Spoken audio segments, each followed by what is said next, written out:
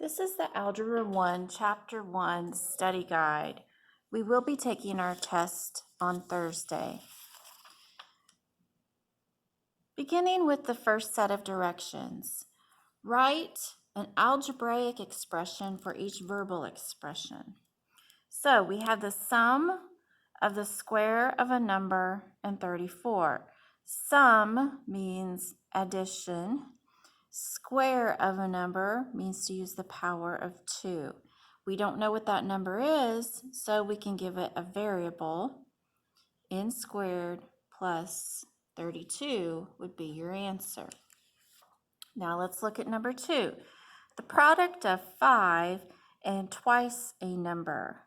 Product means multiplication. If you do something twice, you do that 2 times. So we're finding the product of 5 and twice a number. Or you could have 5 times 2n this way as well. Number 3, write a verbal expression for 4n cubed plus 6. So write out 4. What's going on between 4 and n? Multiplication. So we could call this times n cubed plus 6. That would just be one example of how this could be written. Number 4, we need to evaluate. So using your order of operations, let's start with inside of our grouping symbols. These are 2 separate grouping symbols, so we can do them at the same time.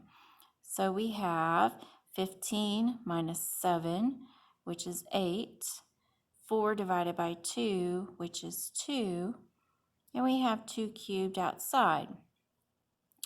Inside of our parentheses, go ahead and simplify. This would be 16. And we could do this at the same time because it's not part of our grouping symbols.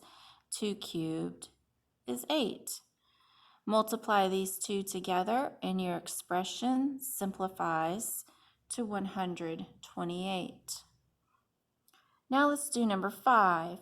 Evaluate this expression if W is 4, V is 5, T is 2. So you would substitute 4 for W. For V, we would put in 5. And for T, we would have 2. Go ahead and do what's inside your grouping symbols, and that would become 3. Bring down the rest of your problem. We have multiplication and multiplication. We can do those at the same time because they're separated by an addition sign. So we have 12 plus 6. Simplify this, and you would have 18. Number 5, name the property used in each equation, then find the value of n. So in this equation, what property tells us that we can add 0 to a number? Well, if we try to figure out what n is first, 5 plus 0 is 5. So what it's going to look like is 5 plus 0 equals 5. And the property that says when you add, we're going to call this additive. When you add 0 to a number, you get the identical number you started out with. This is additive identity. Now let's look at number 7. 7, we have to figure out what n would be.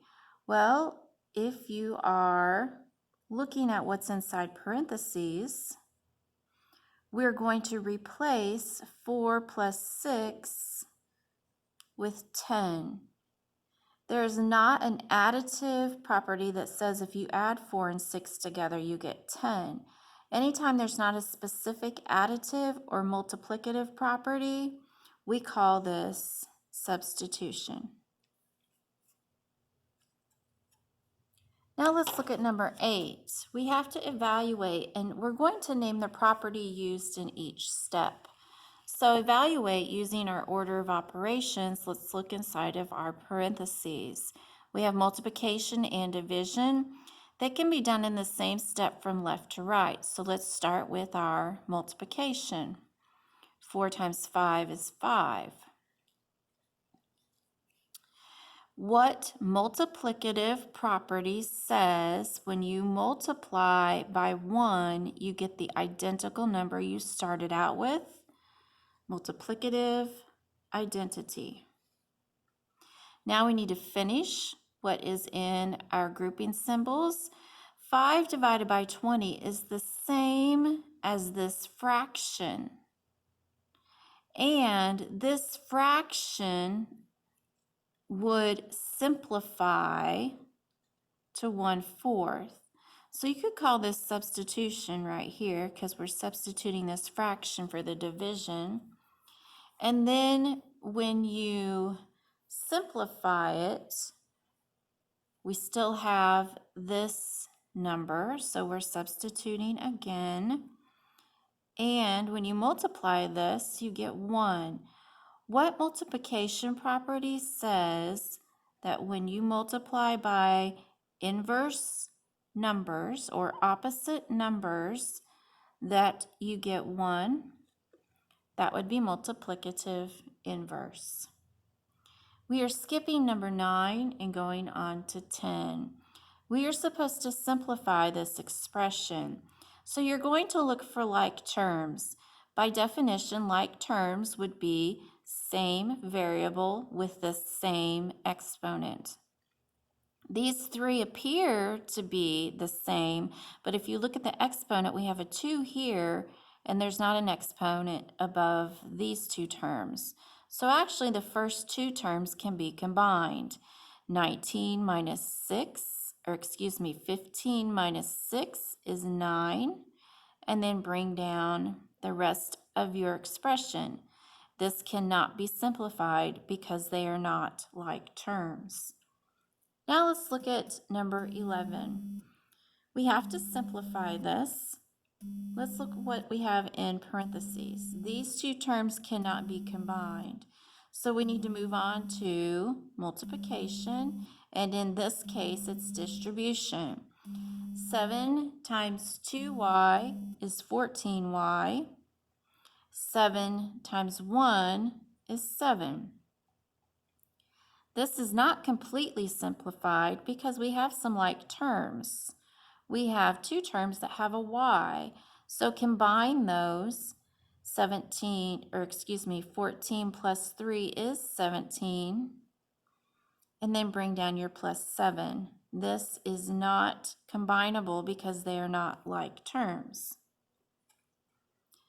Now let's look at number 12. When we had problems like this in our notes in our assignment, we looked to see that we have addition between every term. So when we have this, we want to create groupings so that we have things that can be added together that become multiples of 10. For instance, what could we put with 32 to make this add up to a multiple of 10, like 10, 20, 30, 40, 50, 60, and so on?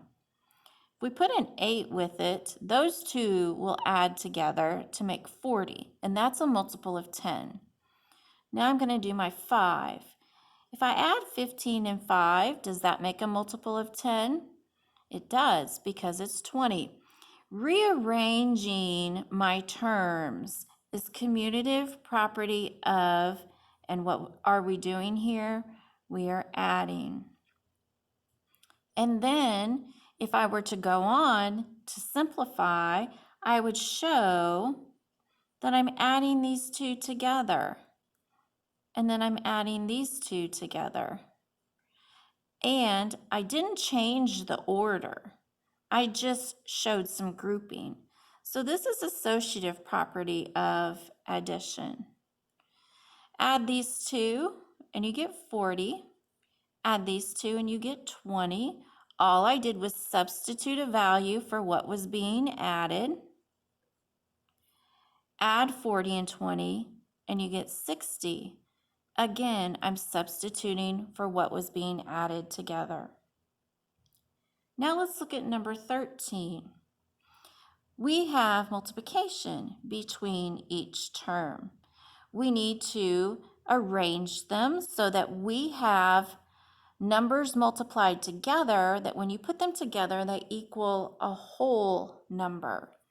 So let's pair up 1/3 with 9, because we know 9 is a multiple of 3. And then I'm going to pair up 1/2 with 4, because I know 4 is a multiple of 2. So I changed the order, and we're multiplying between each term, commutative property of multiplication. Now I'm going to group so we can see the specific terms that are going to be multiplied together. That grouping is called associative property of multiplication. Go ahead and multiply. 1/3 of 9 is 3. Half of 4 is 2. So I'm just substituting values for what I was multiplying. And continue multiplying. 3 times 2 is 6. Again, I'm substituting what I have multiplied with 6. Now let's look at number 14. We're given the replacement set 5, 6, 7, 8, and 9. From this replacement set, we need to find a solution to make this true. So you start out by picking a value that you would like to use. I'm going to start in somewhere towards the middle. And let's say I choose 6. So I substitute 6 and see if this equals 22. 5 times 6 is 30. Is 30 minus 13 equal to 22?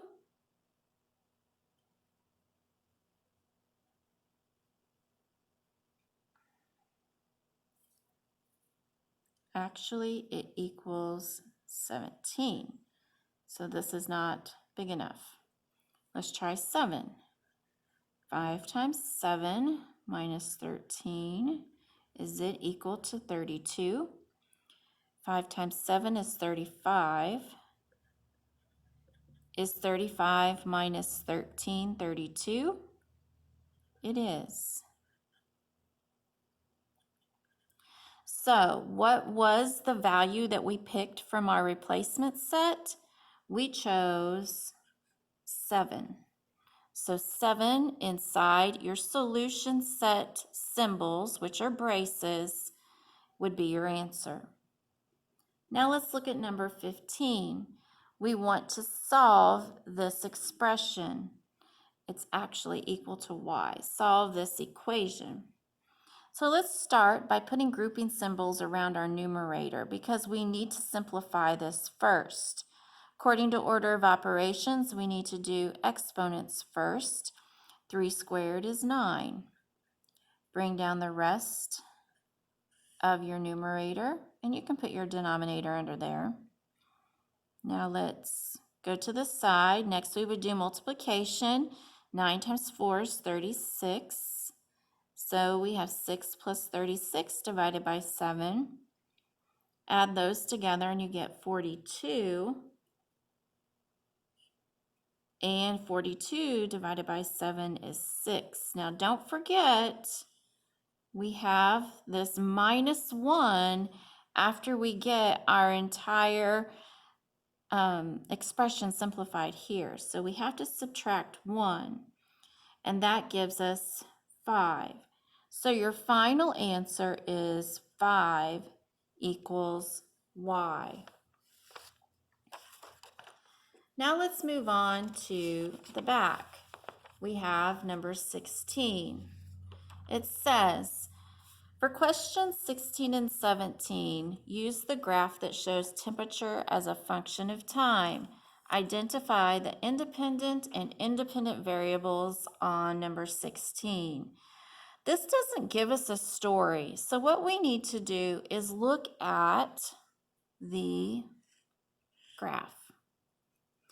Anything that's along the x-axis is going to be your independent variable, and anything along your y-axis is going to be your dependent variable. So for independent, we're going to have time, and for dependent, we are going to have temperature.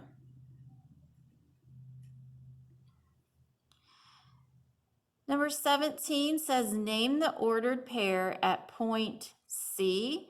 And if you look at C on your graph, it's about right here. And we're going to start with our x-axis first. So that would be 8.